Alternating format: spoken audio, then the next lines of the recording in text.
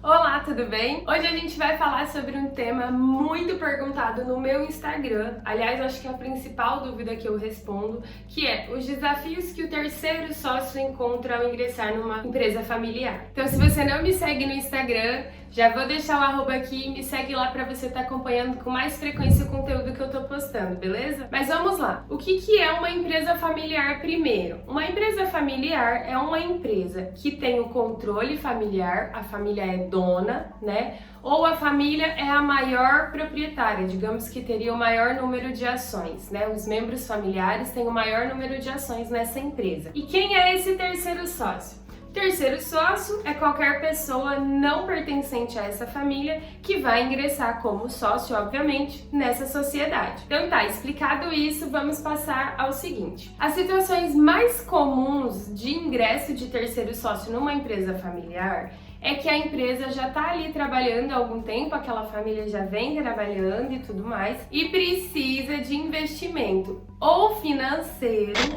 ou ela tem interesse na profissionalização da gestão dessa empresa. Nesse caso, no interesse da profissionalização da gestão ou de algum conhecimento específico que esse terceiro sócio seja detentor, né? Então vamos dizer que ele seja uma pessoa especialista em mercado de imóveis e aí essa empresa familiar ela é digamos, uma imobiliária, ou que seja uma empresa agrícola e esse terceiro sócio é especialista em agricultura, enfim, qualquer conhecimento específico, né? Então pode ser, na maioria das vezes, essas duas modalidades, ou investimento de capital, investimento financeiro na empresa, em troca de alguma parte das ações, ou investimento técnico em conhecimento e tudo mais. Mas o que acontece a partir de então? Até então tá tudo legal, o terceiro sócio tem para dar o que a empresa familiar tá precisando aparentemente, né? Mas vamos lá com calma. A gente sempre tem que levar em consideração que essa empresa familiar ela já tá estruturada e ela já trabalha de uma determinada forma. O terceiro, ele não é pertencente a essa família, então ele não sabe das relações interpessoais, interfamiliares que acontecem ali dentro dessa empresa.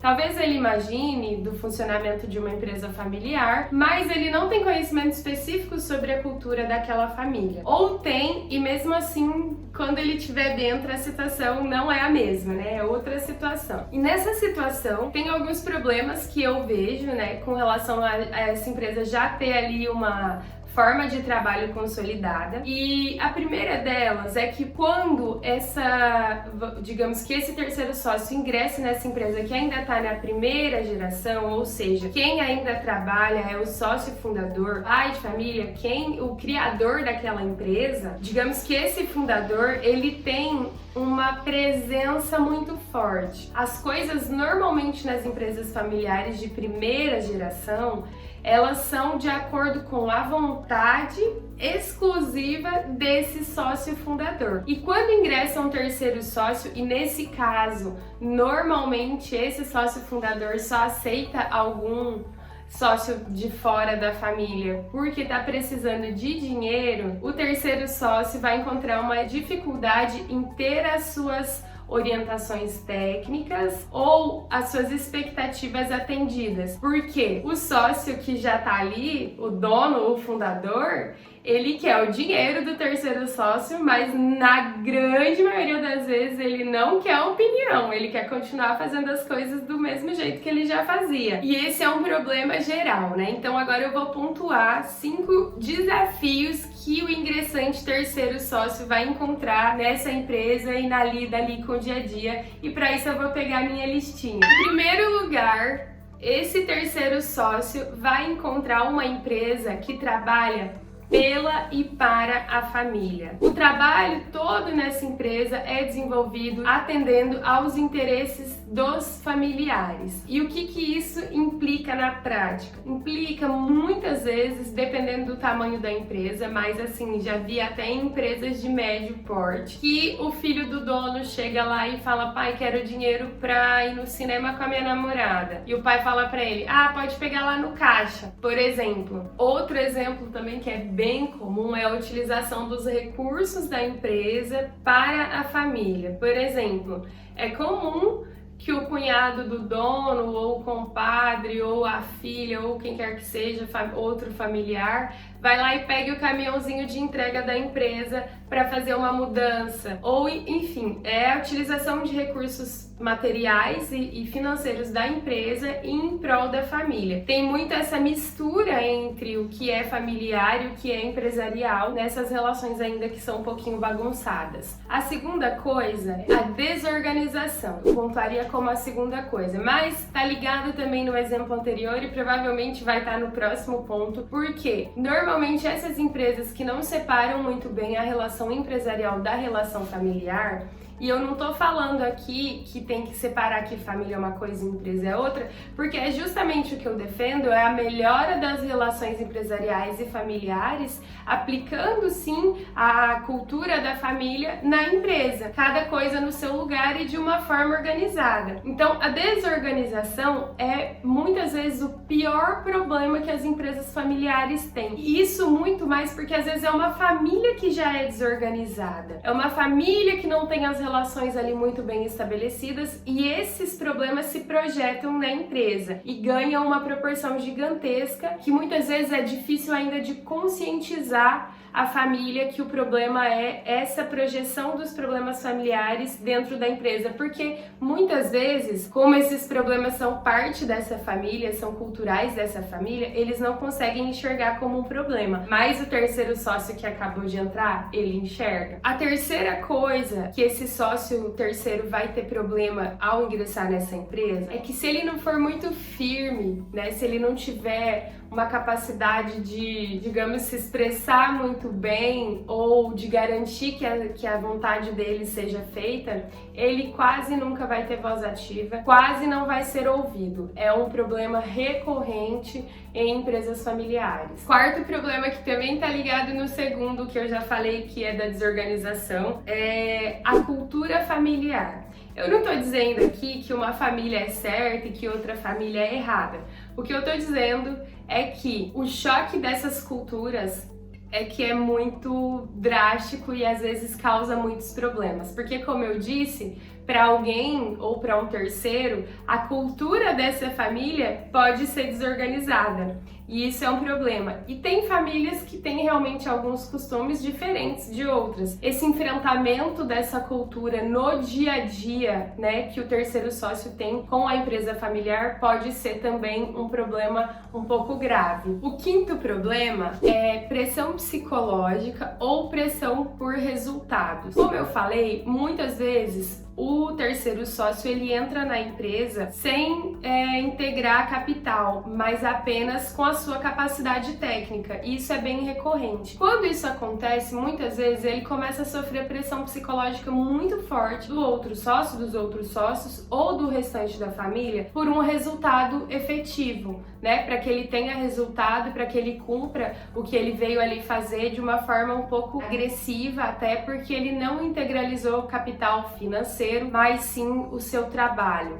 né? Então ele acaba tendo esse problema muitas vezes, sobretudo quando não integrou capital financeiro, essa pressão psicológica, essa vigilância, né, que também muitas vezes causa atritos que podem ser graves. E aí, o que eu posso dizer para vocês com relação à resolução desses problemas ou à prevenção deles? A primeira coisa, como nós estamos falando aqui do terceiro sócio, com certeza a empresa ter um acordo de sócios, né? O acordo de sócios é um documento que é diferente do contrato social. O contrato social é o documento de constituição da empresa, enquanto o acordo de sócios ele vai pormenorizar essas relações dentro da empresa e ele deve ter algumas coisas que são de suma importância. Mais coisas, né? Mas eu vou pontuar algumas aqui para que essas relações sejam facilitadas ali dentro. Então, a primeira coisa que eu vejo como muito importante é que nesse acordo de sócio tenha a especificação do trabalho que cada um vai realizar e, se for pertinente também, como esse trabalho vai ser realizado. A segunda coisa é que ele preveja sim a possibilidade de entrada e saída de sócios. Por quê? Porque a empresa no decorrer do tempo ela vai se moldando, vai se reestruturando, o mercado demanda novas tendências, novas tecnologias. Então é possível sim e é até benéfico que entrem sócios e saiam sócios à medida que a empresa demande que isso aconteça. Então a previsão de como será a entrada e a saída desses sócios é bastante interessante. E para exemplificar, por exemplo, como vai ser dividido o capital no caso de entrada, se vão ser criadas novas ações ou se cada um dos sócios vai vender um pouquinho das suas. Se, por exemplo, o sócio que já está na empresa pode vender parte do seu capital, de que forma isso vai ter que acontecer. Enfim, é uma série de coisas relacionadas à forma de que um terceiro entre, né? E isso tem que ser analisado caso a caso e discutido entre os sócios que já estão na empresa. Nesse mesmo aspecto de entrada e saída, eu acho de suma importância prever como será a saída de algum sócio. Por quê? Digamos que esse sócio entre, encare todos esses problemas que eu já mencionei aqui e fala, eu quero sair. Mas a empresa familiar também depositou confiança nele e espera que ele tenha alguma atuação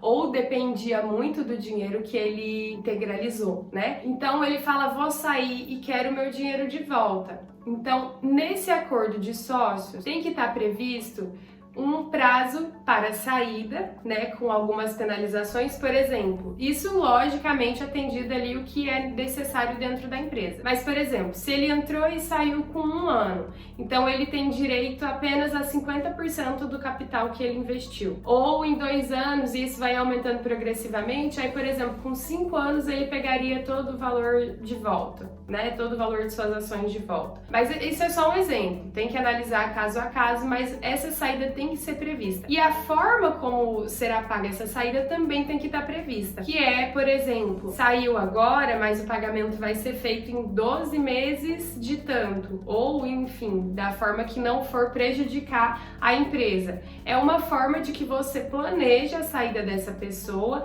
sem descapitalizar a sua empresa. Essas são apenas algumas das cláusulas que podem ser colocadas no acordo de sócios, que não é nada mais que apenas uma das ferramentas que você pode utilizar para melhorar muito a sua empresa. E por final, eu quero deixar muito claro aqui que falando apenas do acordo de sócio, fica um pouco perdido, mas inclusive já recomendo que você volte e assista os outros vídeos que eu tô fazendo mais ou menos uma série para que possa ser entendido esse assunto e compreendido e que todas as medidas e práticas de governança possam ser aplicadas. E lógico, além, né, dessas ferramentas que eu já disse aqui sobre o acordo de sócios e algumas coisas que tem que estar descritas lá, é muito importante que a empresa aplique todas as outras medidas de governança corporativa que sejam, obviamente, aplicáveis a essa empresa, para que isso melhore os relacionamentos e que outros riscos, outras coisas ruins venham a ser prevenidas ou